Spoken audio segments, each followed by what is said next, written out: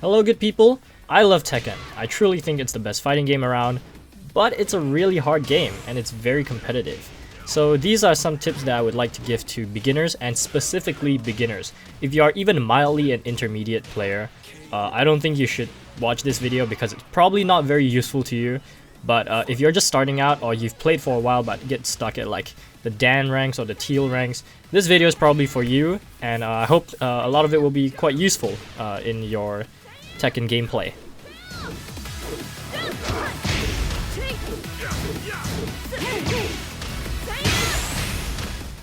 Now the first thing I actually want to talk about is what character to pick. This is a huge dilemma for a lot of people, and a lot of people don't seem to know what character they want to use. And it's understandable because there are so many characters in Tekken, right? And the most common thing you'll probably hear people say is, you should pick the character you like. And I agree with that. That is 100% true. But you need to understand that picking certain characters will result in you having varying efforts of execution or needing you to have more time to dedicate yourself to that character. Let's say you started out the game and you really like Lee. He's a cool character. I really like that character. But I don't play him because he's so goddamn difficult. The executional demands for a character like Lee is just so high when you compare them to something like Kazumi, who's a much lower execution character. She's very simple, she's very good. So you may like that character, but you need to understand that you have to work harder to perfect yourself with that character compared to others. But at the end of the day, I still think you should pick whoever you like. You know, if you really like Lee and you really love the character, yeah, sure, go ahead, pick him. You like Nina? Yeah, sure, go ahead, pick her. She's really cool. But you need to know that you're in for a ride with a lot of the dedication you need to perfect yourself with doing combos or learning to do with other characters, especially if you are a character without too many gimmicks. Which works very well at low ranks. Gimmicks work really well, and if your character doesn't have gimmicks, it's going to be a lot harder for you to deal with opponents at lower levels, because if you play a character like Elisa, you can get to green ranks all day every day just by using gimmicks. But let's say you play a Mishima, you play Kazuya, it's a lot harder because he doesn't really have too many gimmicks, and the amount of dedication needed for him is much higher than you would need for someone like Elisa.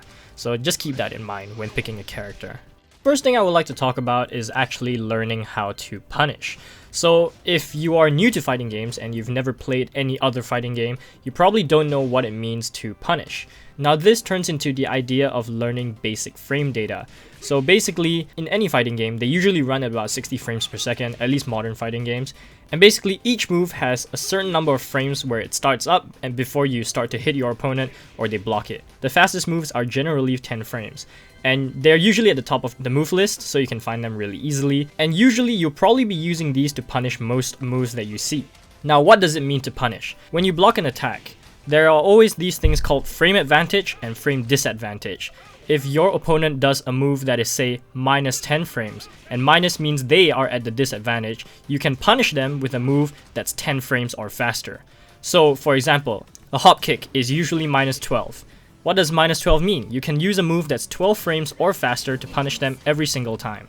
Now, when you're starting out, you don't really have to know what the frame data for each move is, or the block frame, or things like that. Those are quite complicated, and you usually start to learn more about these when you get to intermediate levels. But every time you block a move, you can always try to test out to see whether you can punish it. Say I'm playing a Mishima, right? I'm playing Kazuya, and I block a hop kick. I can always press 1-1, because 1-1 is 10 frames, because that's their 10 frame move. You can press 1-1 to test, and if they get hit, it usually means that it's at least minus 10, and that means you can always punish it. Now, of course, there are always exceptions to this. There are moves that are actually plus on block. What plus on block means is that even if you block the attack, your opponent is at the frame advantage, which means it's their turn effectively to push a button. And most of the time, this isn't the case. It's hard to find moves that are plus on block. But at lower levels, it tends to not really matter as much because people don't know how to punish. And that's why learning to punish is so essential. It is the most important skill you can do to beat out things like mashers, people who love to button mash. By punishing them, you can always learn to beat them. Now, the second point I would like to talk about is actually learning what moves counter hit. So what does this mean?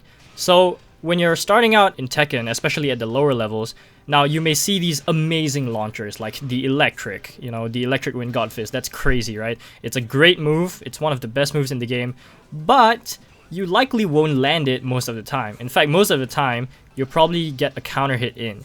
What does counter hit mean? It means you landed your attack faster than your opponent landed their attack.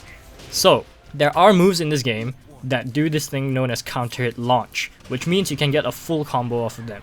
And that's honestly the most important combos you have to remember to know how to do.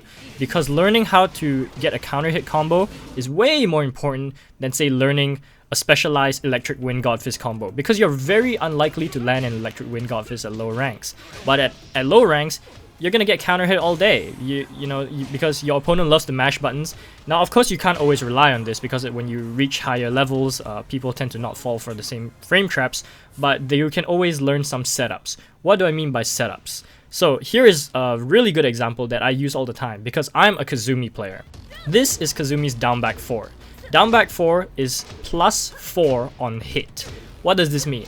When her low kick hits the opponent, I have 4 frames of advantage.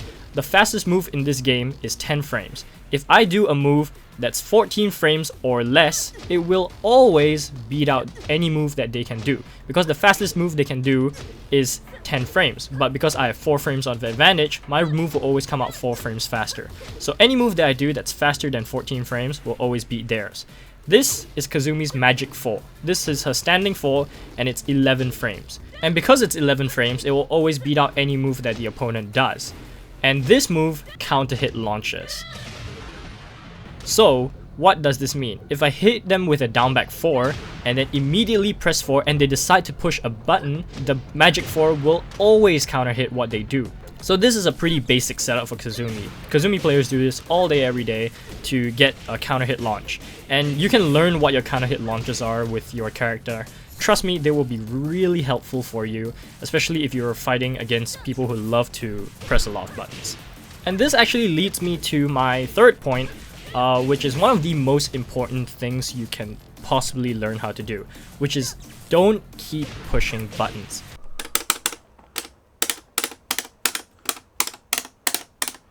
If you keep pushing buttons, a lot of the times, people who are stuck in, say, teal ranks or green ranks, they have learned their flowcharts, and they've learned what methods work against noobs.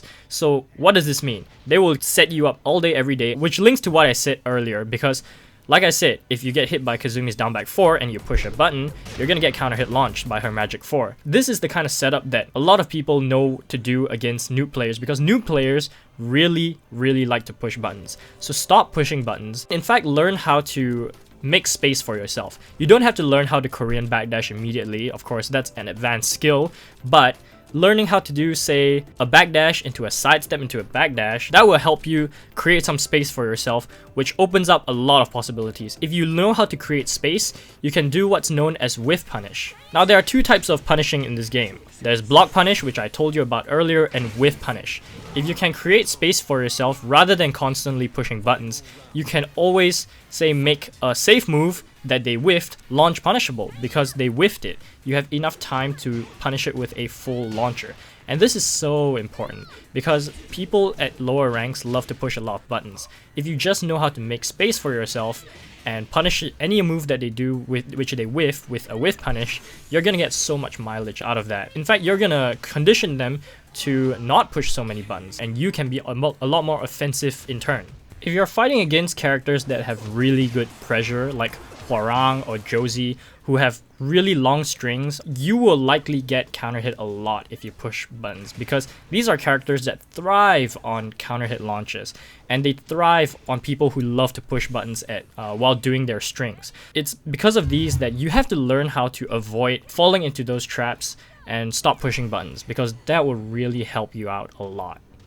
Another tip I have for beginners who, let's say you start out, you boot up, and you've listened to some of my earlier tips, but you're like, oh, frame data is really boring, and you have to study it, it's super tough, and you have to remember so many things, and that's true, but one of the fastest ways you can actually learn how to know some basic frame data is actually to watch tournaments. Now, a lot of these commentators are very knowledgeable, and they always tell you what happens throughout the game, you can just watch tournaments that have your particular main character in that tournament and just watch what players do or what the commentators say, and you will know what to do when you play against other characters. So watching tournaments is a really good way of learning some basic frame data. And when I started out, I really couldn't care less to look at frame data, but watching tournaments, you will learn a lot just from listening to what the commentators say or watching what the players do. It's really helpful. Now, the last thing I would like to talk about, which can really immensely improve the way you play or your knowledge of the game, is other than watching tournaments, it's very, very good to have someone who knows how to play the game teach you how to play the game. Now, if none of your friends know how to play the game, you can always jump on the Tekken subreddit. People are really helpful there. Of course, there will be toxic people on the subreddit who will call you a scrub, but there will definitely be people who are willing to help you. Or you can just join a Discord server. You know, the main man has a Discord server. He has a frame data bot that tells you the frame data of any move you type in. Or, you know, there are subreddits to help you with specific characters on what you should do. You can always submit your gameplay footage and they will be more than willing to help you out. So that's a really good way to improve yourself. Now, of course, it's not that easy. A lot of the improvements you make won't come that quickly. I've played for quite a while and I'm still not that good. But it's really, really good to have someone who knows how to play the game to coach you, because then you improve at a much faster rate than if you just did it yourself. Because if you do it yourself, you don't really know what to do. But if you have someone telling you what to do, it's a lot better. So that pretty much sums up what I want to say for beginner players. Tekken's a really difficult game. It really is. In fact, most fighting games are all really difficult. But you know, you need the dedication to understand what to do against people who love to use gimmicks, or people who just, you know, pressure the opponent and you don't know what to do when you're being pressured. Or you know, you love to do random rage arts. You think rage arts are cool, but you don't know they're crazy unsafe, and you do the rage art thinking they would hit, but then they end up launching you and you're like, what do I do? Like, what do I do against people like these? You know, it's always learning what to do against your opponent, or learning some basic frame data. Learning frame data is so important, and it will really carry a long way. Just learning some basic frame data will get you much higher than if you didn't know any. So yeah, that pretty much sums up what I want to say. I really hope this was helpful to any beginners, and I say beginners because all these tips intermediate players already know, so this isn't helpful to them. So I really hope that you enjoyed the game, and I really hope you can do better at Tekken. Thanks for watching, and I'll talk to you guys in the next one. Peace. KO. Round 3.